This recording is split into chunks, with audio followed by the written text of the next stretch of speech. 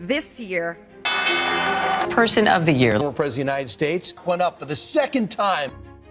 Time ম্যাগাজিনের 2024 সালের বর্ষসেরা ব্যক্তিত্ব নির্বাচিত হয়েছেন যুক্তরাষ্ট্রের নবনির্বাচিত প্রেসিডেন্ট ডোনাল্ড ট্রাম্প। বৃহস্পতিবার এক বিবৃতিতে ডোনাল্ড ট্রাম্পকে পারসন অব দ্য ইয়ার হিসেবে ঘোষণা দিয়েছে টাইম ম্যাগাজিন। এ নিয়ে দ্বিতীয়বারের মতো মার্কিন এই প্রভাবশালী সাময়িকী তাকে বর্ষসেরা ব্যক্তিত্ব হিসেবে বেছে নিল। এক বিবৃতিতে টাইম ম্যাগাজিন জানায়, ঐতিহাসিক প্রত্যাবর্তন, এক প্রজন্মে দেখা পাওয়া যায় এমন রাজনৈতিক পুনর্গঠন, আমেরিকান প্রেসিডেন্সির পুনর্নির্মাণ এবং বিশ্বে আমেরিকার ভূমিকা পরিবর্তন করার জন্য ডোনাল্ড ট্রাম্প টাইমের 2024 সালের বর্ষসেরা ব্যক্তিত্ব।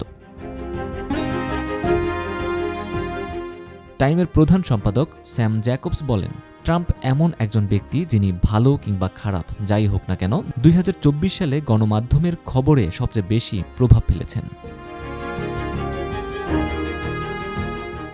যুক্তরাষ্ট্রের প্রেসিডেন্ট নির্বাচিত হওয়ার পর 2016 সালেও প্রথমবারের মতো ডোনাল্ড ট্রাম্পকে বর্ষসেরা ব্যক্তিত্ব হিসেবে ঘোষণা দিয়েছিল টাইম। 1927 সাল থেকে বর্ষসেরা ব্যক্তির খেতাব দেওয়া শুরু করে টাইম ম্যাগাজিন। মার্কিন এই সাময়িকী তখন থেকেই এমন ব্যক্তি বা আন্দোলনকে স্বীকৃতি দেয় যারা বিশ্বজুড়ে ভালো কিংবা খারাপের জন্য সারা বছরের ঘটনা প্রবাহে সবচেয়ে বেশি প্রভাব ফেলেন।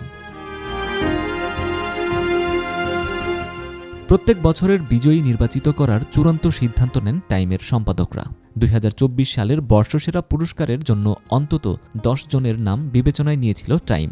তাদের মধ্যে যুক্তরাষ্ট্রের ভাইস প্রেসিডেন্ট কমলা হ্যারিস ও বৈদ্যুতিক গাড়ি নির্মাতা প্রতিষ্ঠান টেসলার প্রধান নির্বাহী কর্মকর্তা ও সামাজিক যোগাযোগ মাধ্যম এক্সের মালিক ইলন মাস্কও ছিলেন।